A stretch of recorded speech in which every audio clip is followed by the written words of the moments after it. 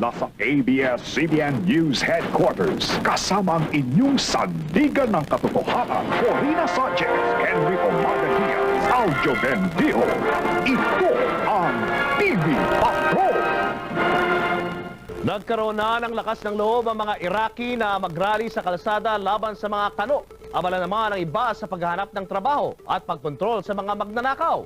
Yan ang exclusive report ni Henry Umaga Diaz mula sa Baghdad, Iraq. Sa panahon ni Saddam, hindi nila nagagawa ito. Buhay ang kapalit ng anumang protest. Ngayong wala na ang diktador, pwede na silang mag-rally. Sa pagkakataong ito, laban sa mga Amerikanong mananakop, sinisisi nila ang mga kano sa mga nangyayaring kapaitan ngayon sa Iraq. Mas maigi pa raw sila nung panahon ni Saddam. Walang nagawa ang mga kano, kundi pagpatyag na lang. Maraming mga Iraqis ang tumatagsa ngayon dito sa Palestine Hotel. Nagkahanap ng trabaho, gustong mamasukan sa pinubuong civil ministry o kahit na anong trabaho na pupuhay sa kanilang pamilya na sinira ng gera. Nagsimula ng magpatrolya ang mga bagong pulis na pinuon mga tropang kano dahil nga sa lumalalang krimen dito sa Baghdad.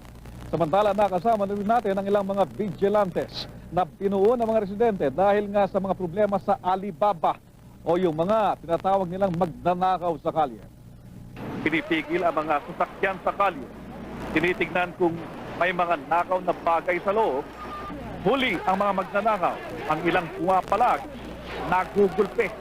Marami nagkakaila pero hindi sila makalusot sa uri ng hustisya ng mga vigilante. Anila, ito labang ang paraan para magkaroon ng kaayusan sa kanila dahil mismo mga bahay na ang pinapasok ng mga magnanakaw. Thieves are not Iraqis.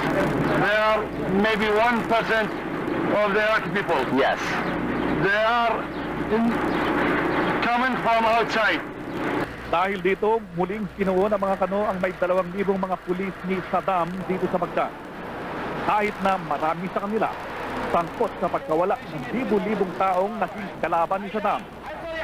Nagsimula na silang magpatrolya sa lansang, kasama mga tropang kano na panibago nilang patron. Henry Umaga Diaz, ABS-CBN News.